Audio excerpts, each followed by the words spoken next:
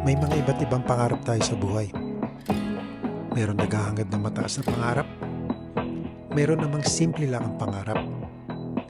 Gaano man kataas o kasimple ang iyong mga pangarap sa buhay, this is what inspires you to wake up and keep you going every day.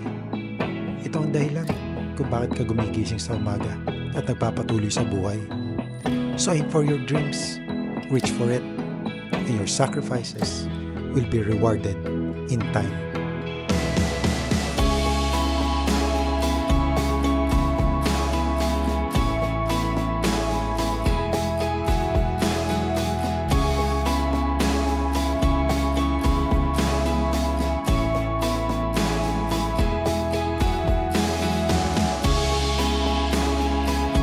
"7:51 in the morning at ngayong araw na ito ay magba-vlog tayo.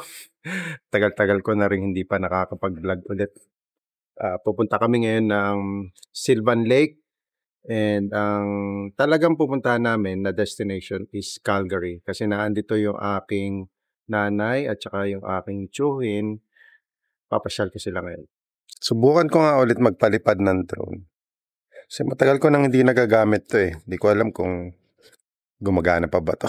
Minsan, hindi ko talaga alam kung paano ko umpisan yung vlog ko eh. Ewan ko, paano ba kayo mag-umpisa ng vlog? Magpapalipad ba tayo ng drone? Anong sasabihin ko? Minsan, hindi ko alam. Eto, subukan natin kung lilipad pa siya. Hindi ko na alam kung paano magpalipad nito ah. Tagal-tagal na kasi.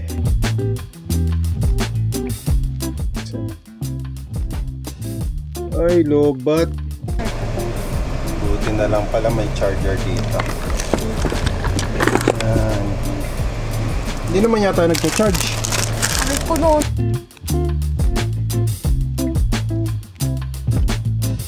Time check. It's 8:12. Ay, Diyos ko. Ano sa Lake Louise na yung nanay niya? Nanay niya. Post na yun. Sina? One option I found is Sylvan Lake, about 145 kilometers to your south. Does that one sound good? Yes. Getting directions to Sylvan Lake.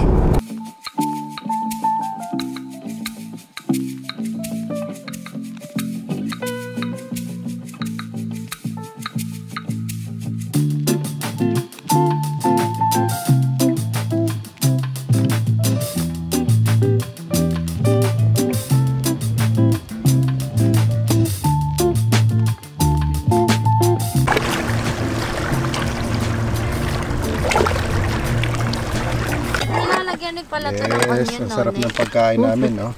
May tusino. Yes, bacon. Meron bacon. Dinala yung kaldero, si Rambe. Ito, meron ding boiled eggs. Tsaka scrambled eggs. Perfect. Ano? Tusino. Ay, ano yan? Longganisa. Ito, tusino. Asan siya? Mangan! Where can I throw this out? Oh, kain tayo, mga kabayan. Tatapon na lang natin. Basta yan kayo. Kanin pa more. Ay, nagdala tayo ng tinapay perto na. Hindi. First bite. First bite, yes. This is skinless longganisa. Masarap pa. Ayos. Meron palang fried rice. Ha?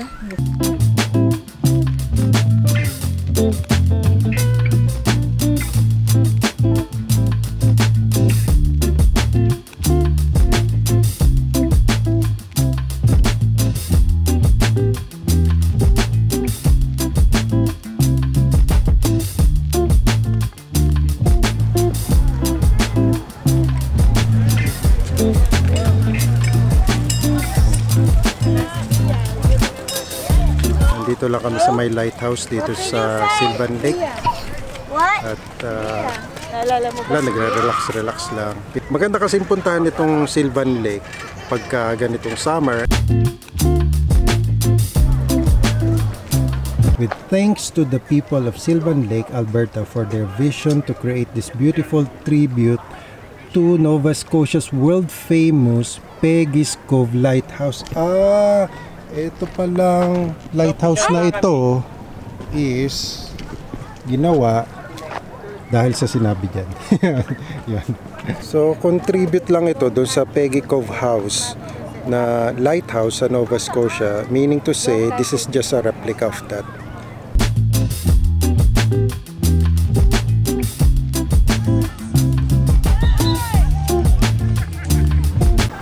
Mami, what can you say about your tour here in Canada? Amazing! Nag-enjoy ka ba? Of course! Matagal nang gusto niyang pumunta dito eh. Finally, nakarating siya dito sa Canada. Yes. Dream come true para sa akin na may sama ko yung nanay ko dito sa Canada. Ganda ng picture rin. Yes. Gusto mo mami na ice cream? Oh my God! Bawal sa kanya ang ice cream eh. Dito kami sa Big Mo ngayon at masarap daw ang ice cream dito eh. So susubukan natin.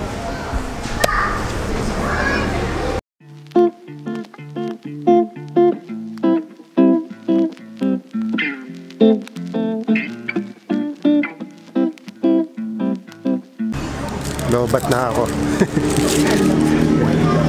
Bak may dalawang oras na tayo dito. Oo nga. Ito yung susubukan ko. Hindi ko alam kung anong lasa nito. Try lang natin. At saka in-order ko yung nanay ko ng caramel ice cream, no sugar added. Kasi bawal sa kanyang matamis eh. Masarap. Matamis nga lang. No sugar for Ito na. Chocolate ka. Dinagdagan pa. Tikman nga. Yan. Tikman mo nga kung matamis yan. Matamis ito. May caramel.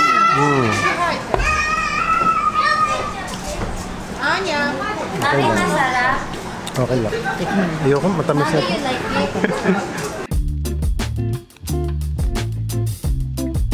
Almost running out of gas na tayo. It's 25 kilometers na lang to empty. Ay, gas. Buti, umabot pa kami sa nearest gasoline station. Muntik nang maubusan ng gas.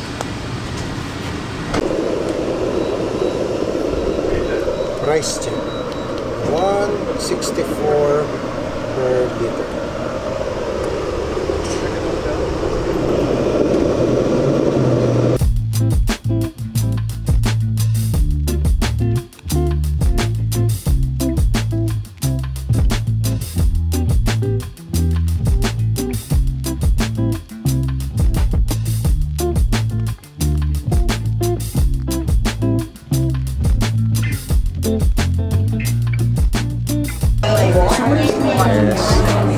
Ito, pa-picture tayo.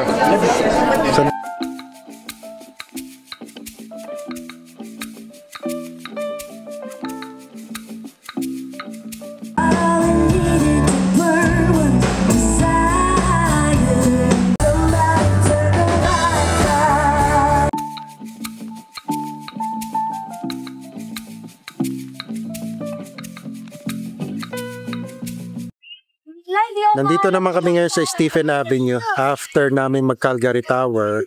Dito ang tema dito is yung support nila doon sa Canada team ng Olympics. One more. Oh, almost. You almost had it. Kukunin ko lang yung sasakyan ko tapos dediretso na kami sa Peace Bridge.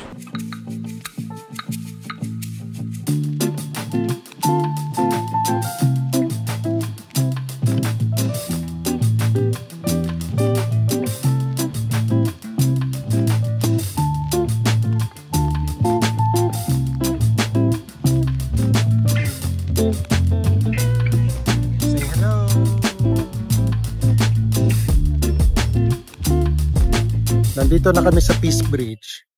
Nalobat yung aking camera. Kaya cellphone na lang ang gagamitin ko. Ayan. So this is our last stop here in Calgary. At kakain kami. So, di ko pa alam kung saan kami kakain ngayon. Kung Chinese, Vietnamese, Japanese restaurant. Ewan. Mag-explore na lang kami dito. Kung saan man.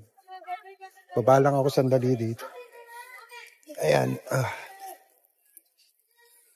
Ito. Iconic ito dito sa Calgary.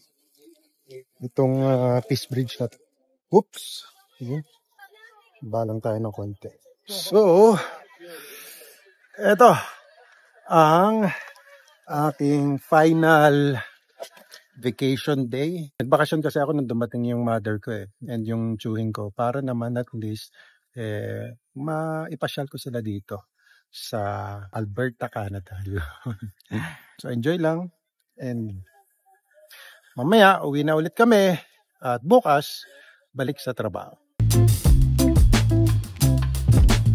Nandito na kami ngayon sa Captain's Boy. Ayan. Dito kami kakain. So nag-wait lang kami ng table para kami ay makakain. It's 40 minutes wait. So yun lang.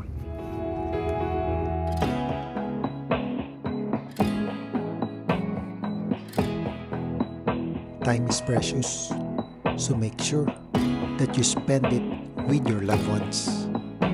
The key to a long-term happiness in a great life is the relationships you have with your family. They are blessings. That's why I am always thankful to God every day of my life that I have a caring and loving family.